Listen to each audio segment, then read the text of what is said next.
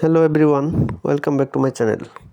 নিয়ে আসলাম আলু দিয়ে রুই মাছের ঝোল রেসিপি। তো প্রথমে দিয়েছি আমি সয়াবিন তেল, তারপর দিয়েছি পেঁয়াজটাকে লাল বাদামি কালার করে ভেজে নেব আমি। এরকম লাল বাদামি কালার করে অবশ্যই ভেজে নিতে হবে। ভাজা হয়ে গেলে আমি দিয়ে দেবো হালকা একটু পানি, দিয়ে এটাকে 1 মিনিট কুক করে নিয়েছি। তারপর দিয়ে দিলাম মরিচের গুঁড়া, জিরার গুঁড়া, হলুদের গুঁড়া, ধনিয়া গুঁড়া, স্বাদ মতো লবণ, আদা রসুন বাটা। এটাকে সুন্দর করে কুক করব আমি 4 থেকে 5 মিনিট।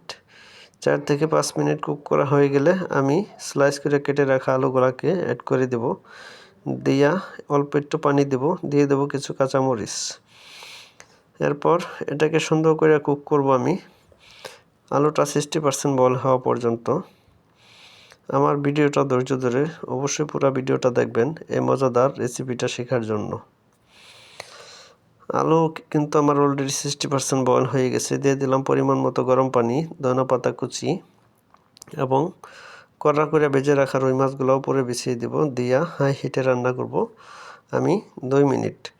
2 মিনিট পরে দেখেন আমার রুই মাছের লোকটা কীরকম হয়েছে, কতটা জুসি আর কতটা আকর্ষণীয় হয়েছে আমার রেসিপিটা। আমার এই রেসিপিটা আপনি বাসায় বসেই রেস্টুরেন্ট স্বাদে তৈরি করে নিতে পারেন খুব সহজেই।